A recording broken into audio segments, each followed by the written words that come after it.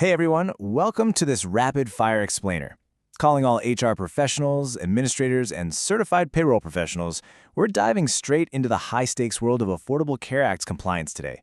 If you're managing a growing team, well, this is exactly the information you need to keep your company out of hot water. Let's just get right to it. I want to start by asking you a very simple but incredibly consequential question. Did you cross the 50-employee threshold last year? Because if you did, or honestly, even if you just came close, that growing workforce instantly raises the financial stakes for your business in a major way. Section 1. Are you an ALE? Understanding the 50-employee rule. Okay, let's dive into this. Crossing that 50-employee line, it fundamentally changes your legal obligations. It basically bumps you into a category called an applicable large employer, or ALE.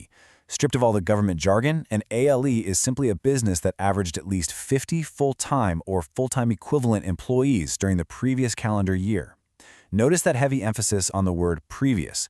Your past growth is exactly what dictates your current legal status. Now, calculating that threshold isn't just a simple head count. It's a bit of a math puzzle. On one side, you've got your standard full-time employees, those working an average of 30 hours a week or 130 hours a month. Easy enough, right? But on the other side, you have full-time equivalents, or FTEs. You find this number by pulling together all the monthly hours of your part-time employees and dividing that total by 120. And this brilliantly illustrates how that combined pool of part-time hours can easily push you right over the edge into ALE status without you even realizing it. Section 2. Core health coverage mandates. The 3 pillars of ACA compliance. All right, so once you trigger that ALE status, you face 3 very strict employer mandates.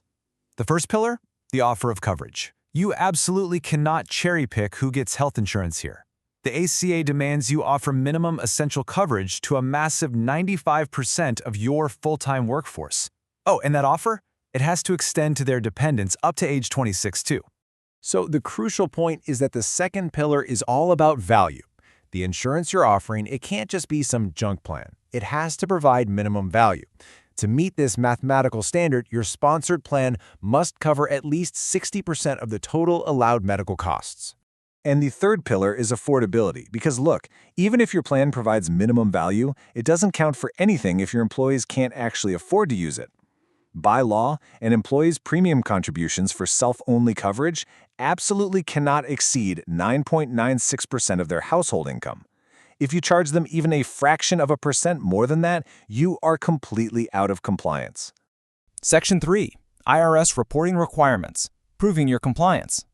Let's move to and see how this builds into an annual administrative requirement. Because doing the right thing, well, it just isn't enough. You have to formally prove it to the federal government.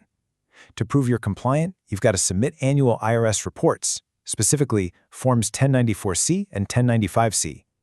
For the payroll admins and CPPs out there, meticulously tracking these health insurance offers month by month is absolutely mandatory to get this paperwork right.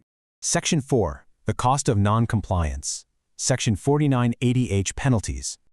Now, what's really interesting about this next part is what happens if you get this wrong. The financial consequences under Section 4980H are just immense. $348,000. And no, that isn't an exaggeration. That is a very real penalty figure for a hypothetical 150-employee company that fails to comply. Let's actually walk through the IRS penalty math step by step so you can see exactly how fast this escalates. Step 1. Imagine those 150 employees have no health coverage, and just one, literally just one of them goes to the marketplace and gets a premium tax credit. Boom! That triggers the penalty. Step 2. The IRS subtracts the first 30 employees as a sort of buffer, leaving you with 120 employees. Step 3. You multiply that remaining 120 by the 2025 penalty rate, which is a whopping $2,900 per employee. Just like that, a simple lack of compliance spirals into a devastating $348,000 disaster. And here's a surprising fact that often catches employers completely off guard. This isn't just a one-time end-of-the-year bill. The IRS actually assesses these penalties monthly. They take that annual fine and divide it by 12. So in our 150-employee example, that means draining an employer of $29,000 every single 30 days. Let that sink in. Which leads us directly to the most critical question of all. Can your business afford a 6-figure math error on your FTE count this year? Precision is truly your only defense against these ACA penalties. I highly encourage every HR leader and certified payroll professional watching to go double-check your payroll data today. Thanks so much for joining me for this explainer, and hey, stay compliant out there.